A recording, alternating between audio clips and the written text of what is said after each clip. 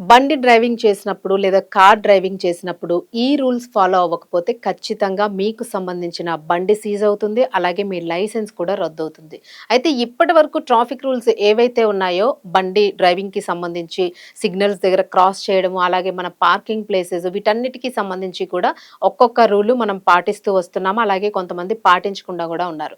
So ఏదైనా రూల్‌ని cross చేస్తే వాటికి ఎంత ఫైన్స్ కట్టాల్సి ఉంటుంది? బండిని సీజ్ చేస్తారా?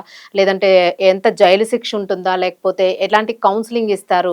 ఇలాంటి అంశాలన్నింటిని గురించి గూడా ప్రతిసారి గూడా ట్రాఫిక్ పోలీస్ కంట్రోలింగ్ ఏదైతే ఉంటుందో ఇది ఒక అవగాహనని కల్పిస్తూ ఉంది.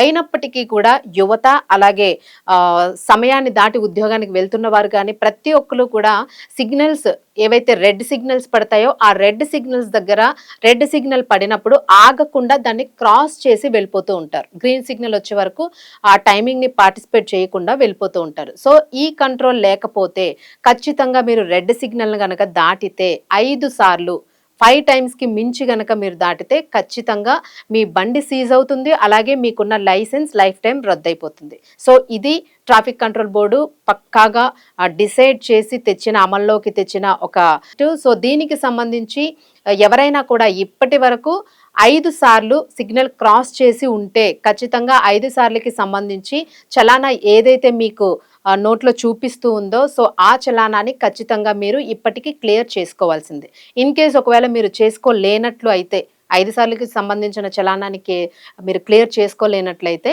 సో అప్పుడు కూడా మీ బండి సీజ్ అవుతుంది. మీ లైసెన్స్ ఖచ్చితంగా ట్రాఫిక్ కంట్రోల్‌కి సబ్మిట్ చేసేయాల్సి ఉంటుంది.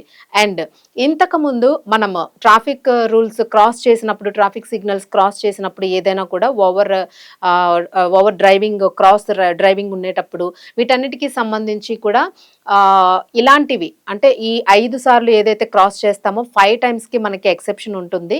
సో ఈ 5 టైమ్స్‌కి సంబంధించిన చలానాన్ని పే చేసుకోవడానికి 90 డేస్ టైం ఉంది మనకి గతంలో. సో ఇప్పుడు ఆ టైంని 45 రోజులకి అంటే ఇంతకుముందు 3 నెలల టైం ఉండేది. సో ఇప్పుడు ఆ టైంని 45 రోజులకి కుదించారు.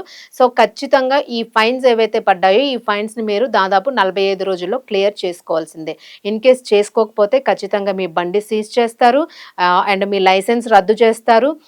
తర్వాత మీ బండి ఏదైతే కొంతమంది ఈఎంఐస్‌లో బండి తీసుకుంటూ ఉంటారు. సో ఇలాంటివన్నీ ఉంటూ ఉంటాయి.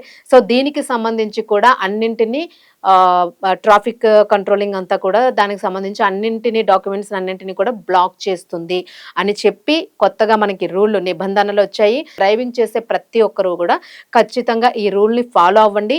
ఇన్ కేస్ దీనికి సంబంధించి దీనిలో ఏవైనా మీకు డౌట్స్ ఉంటే ఒక వెబ్‌సైట్‌ని కూడా ఇచ్చింది ట్రాఫిక్ కంట్రోల్ బోర్డు. సో ఈ వెబ్‌సైట్‌ని కూడా స్క్రోలింగ్‌లో వేసే ప్రయత్నం చేస్తాము. మీకు ఇంకేమైనా దీని మీద సందేహాలున్నా, డౌట్స్ ఉన్నా ఖచ్చితంగా ఈ వెబ్‌సైట్‌కి మీరు ఈ మెయిల్ ఐడీకి మీరు మెయిల్ చేసి క్లియర్‌గా మీ ఒపీనియన్‌ని చెప్పే ఛాన్స్ కూడా కల్పించింది. సో మనకి బండి వాళ్ళకి సీజ్ చేసే ఛాన్స్ ఉండదు. అలాగే మనం సాఫీ డ్రైవింగ్‌ని కూడా చేసుకోవచ్చు.